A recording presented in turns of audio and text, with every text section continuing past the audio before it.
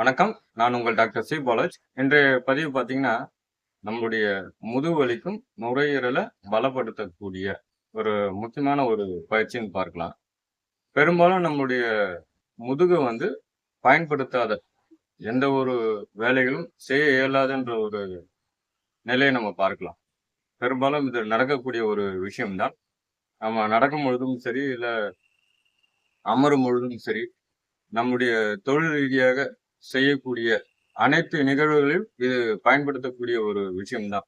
நம்முடைய முதுகு பகுதி முக்கியமான அனைத்து வேலைகளிலும் செயல்படக்கூடிய ஒரு முக்கியமான ஒரு அங்கமா நம்ம பார்க்கலாம். இப்படி இயங்குகின்ற அந்த முதுகை வலுப்படுத்தக்கூடிய ஒரு முக்கியமான ஒரு பயிற்சியா பார்க்கலாம்.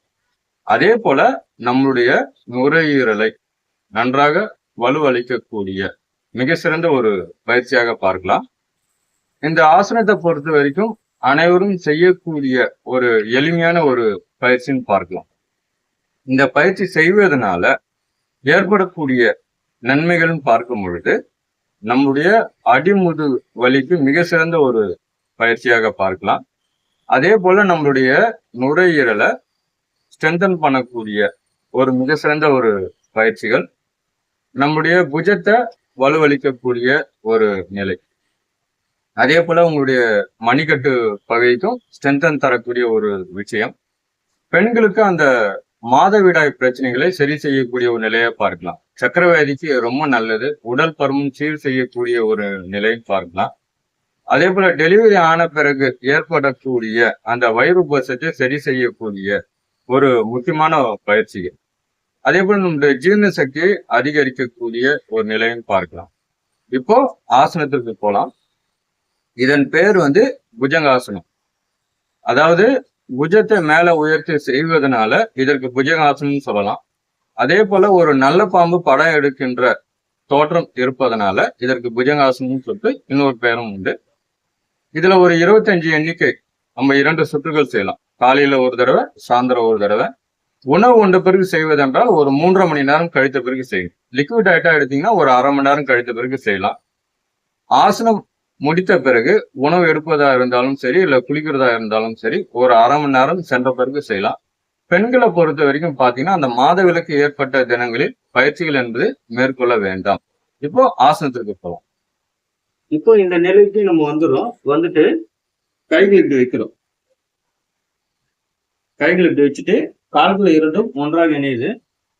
ஒரு வாம்பு போல செய்யறோம். ஒரு 10 எண்ணிக்கை செய்யலாம். மேல போகும்பொழுது மூச்சு காத்து இழுக்கும். டவுன் பண்ணும்பொழுது மூச்சு காத்து வெளியில வரும்.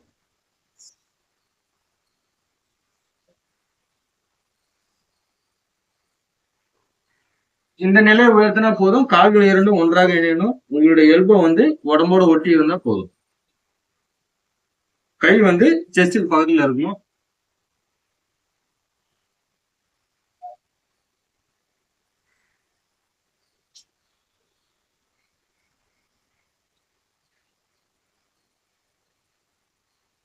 மெதுவா டவுன் பண்றோம்.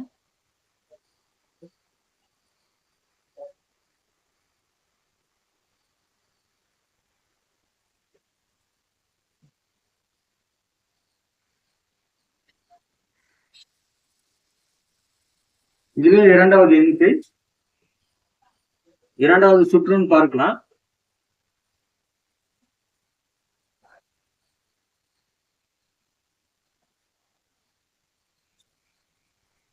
இதுல கழுத்து வலிக்கும் ரொம்ப நல்லதுன்னு பார்க்கலாம்.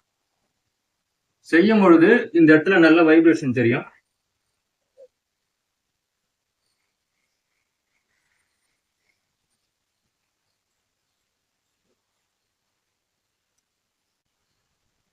இந்த புஜங்காசனம் தாராளமா அனைவரும் செய்யக்கூடிய ஒரு பயிற்சியாக பார்க்கலாம்.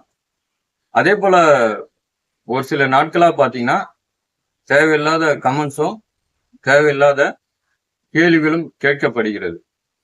அப்படி இருந்தா கண்டிப்பா நான் டெலீட் பண்ணிடுவேன். நன்றி, வணக்கம்.